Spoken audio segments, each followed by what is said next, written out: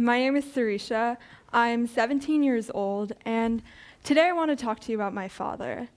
I want to talk to you about my father and my art and the way that creating art helped me to cope with losing my father. So, my first memory of my father is of him carrying me around at my first birthday party. Now, there are pictures and videos of that party, and the dress that I wore still hangs in my closet. So, I can't tell you if I truly remember it, or if all the photographs and the recordings have left impressions in my mind, but what I can tell you is that I remember distinctly what it's like to be held by him.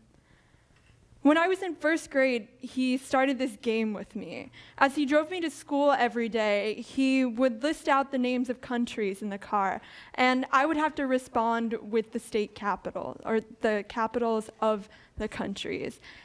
And we did this for years and years, really until I started high school. And after a while, it just became reflexive, like music, the way that you just know the next word in the song. I knew the capital of Indonesia, Jakarta, Australia, Canberra, Pakistan, Islamabad. And sometimes he was wrong, too. For the longest time, he told me that the capital of New Zealand was Christchurch. And even now that I know that that's wrong, when New Zealand comes up in casual conversation, my tongue wants to form the word Christchurch on my lips. And it's weird because he's not with us anymore, but in that way, in ways like that, it feels like he's almost ingrained in me. But it took me a long time to be able to say things like that. It took me a long time to be able to admit to myself that I was a teenager with a fatally ill father, or that I was 17 and didn't have one at all. When I was in third grade, due to some medical complications, my father experienced heart failure. And he survived, but after that, he forever had a weak heart. And the entire experience for me was like some kind of bad dream, as though I had fallen into one of those books that I like to pick up at the library every Sunday, where someone's parent has died or something inordinately terrible has happened, just so that the author can raise the stakes of the story. But I always thought that, like Alice, one day I would tumble back out of the rabbit hole, and my life would go back to the way that I thought it should look like, which is really more like some 1950s sitcom where everyone's smiling and no fight lasts too long. But, of course, that's not what happened. With sickness often comes depression, and when a parent is depressed, it affects the entire family. My parents, especially my mother, tried very hard to make sure that my brother and I still lived a normal life, but I was the kind of child that liked to press my ears to closed doors to try and catch a glimpse of what the adults were saying. And so I knew a lot more about the situation than I should have. And I would go back to my third grade classroom and I would sit in that desk and I would feel such an anger towards everyone else in that classroom because I felt like I had to face the real world and they didn't. And that's when I first started writing seriously. Or as seriously as a third grader can do anything anyway. But I realized that I could create worlds in which bad things didn't happen to little girls who didn't deserve them. Because I had realized, perhaps a little bit too early, that this world has no karmic balance whatsoever. And so I took refuge in creating worlds that did give me that. And so I was writing for hours and hours after school, inking page over and page of characters that I had created with my own mind. And that was incredibly empowering as well, because as a third grader whose life had spun out of control, being able to be the master of my own story on the page was everything. And as I grew as a writer, it became more about just escapism. There's something beautiful about the written word because it forces you to take what's the jumble of thoughts that are in your mind and make sense of it on the page, articulate it, define it. And after a while, in the tumult of everything that was happening to me, I started writing to understand myself. I would write characters with similar experiences as me, and I would work out my anxiety and my fears on the page. And it became so that I was writing versions of myself in order to understand myself. And it was also around this time that I started to paint seriously. And it's a little bit harder to explain why painting brought me so much solace in my time of need. But there's something about the familiarity of the oil paint, the smell of turpentine, the beautiful way in which the charcoal crumbles across the page that really brought me comfort. And there's a power in being able to slash bright colors against white canvases. And there's something incredibly cathartic about being able to mix paints that can somehow display your emotions, the elations of the yellow, the sadnesses of the blues. But that's not a new phenomenon, because writers and artists have been using their work to grapple with tragedy for centuries. From Picasso's Blue Period to Goya's series of black paintings, they're all examples of the way that with ink and oil paint and turpentine, people are able to release their emotions onto the canvas. But in a world in which art is seen more and more as a luxury rather than a necessity, and in a world in which we pride ourselves in being silent and strong and resilient in our pain, we often forget how easy it is and how helpful it is for art to help us in our time of need. And that's what happened to me.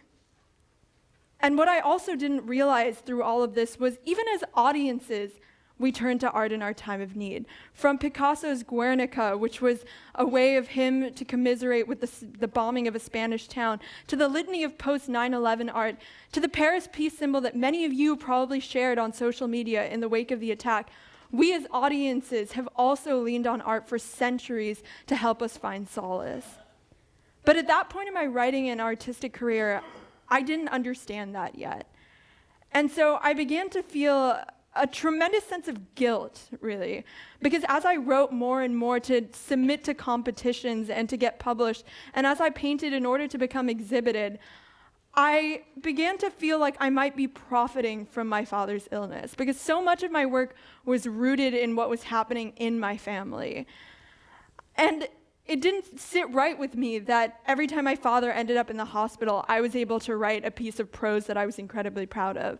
And I was afraid that if I kept writing about tragedy, it was going to define me. And I didn't want to be defined by something that had happened to me when I was 15 years old or 17 years old. I was afraid of being pigeonholed as a sad artist, the same way that actors can be romantic leads for their entire career or the bad guys. And I struggled with that constantly, and it got to the point where I was forcing myself to write about things that I really didn't care about. And that lowered the stakes of the story for me personally, and you could tell my writing simply wasn't as good. And the same thing was happening with my art. Instead of throwing colors on the page and somehow creating a work that displayed how I was feeling, I started to force myself to paint scenery and still lives, and there was no passion in that work, and you could tell that there wasn't.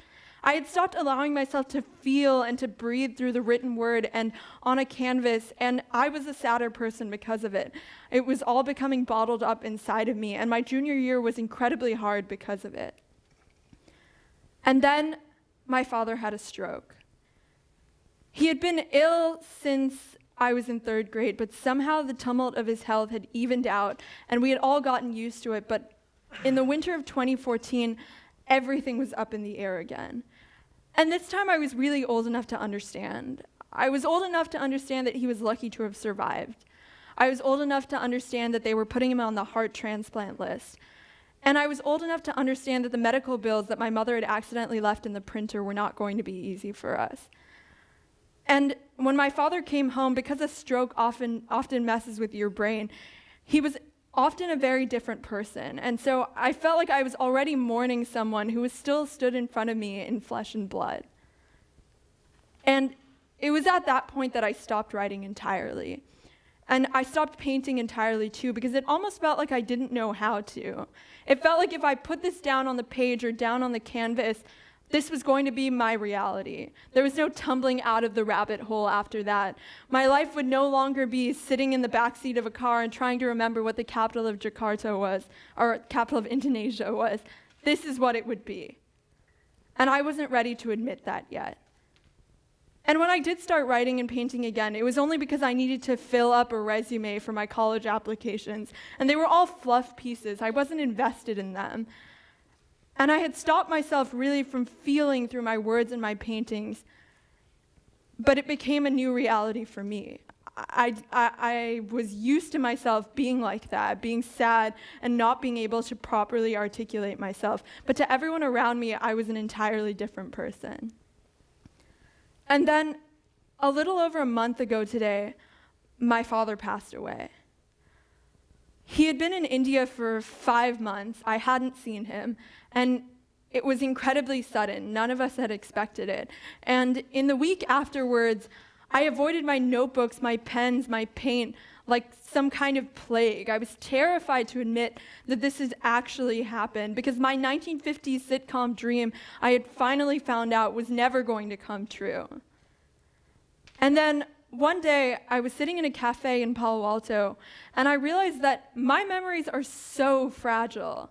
They're so fragile that I can't even remember if my first memory is real or if it's been doctored by all the photographs and videos that I've seen. And I realized that if I want to remember my father 20 years from now, 40 years from now, the only thing that I can do is write it down. It was the only way. I had to paint it. I had to write it in order to remember it.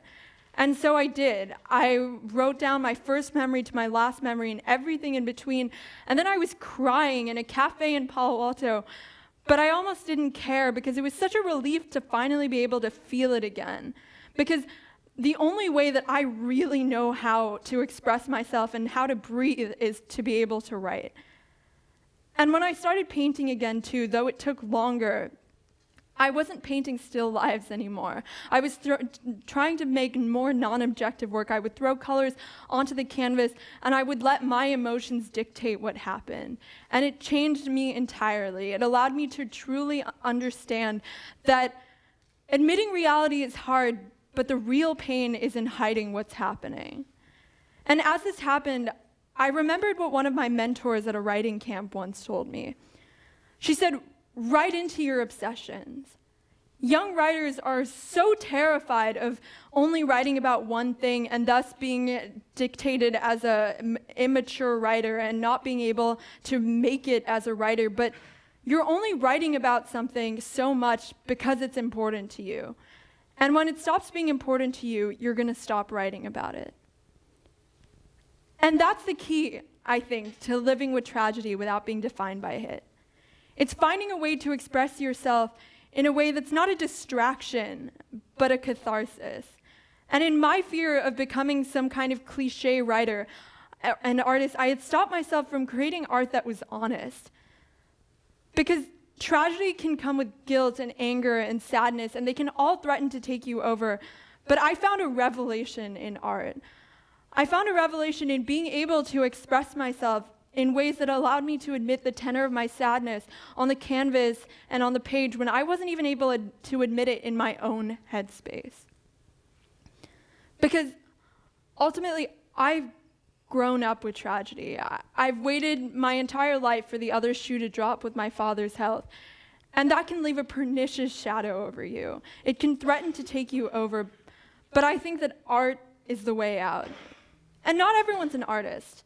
Not everyone's a writer or a painter, but scientific research, coding, they're all art in their own way. It's about finding a way to express yourself. It's about finding your passion, your art, and allowing it to help you climb out of tragedy.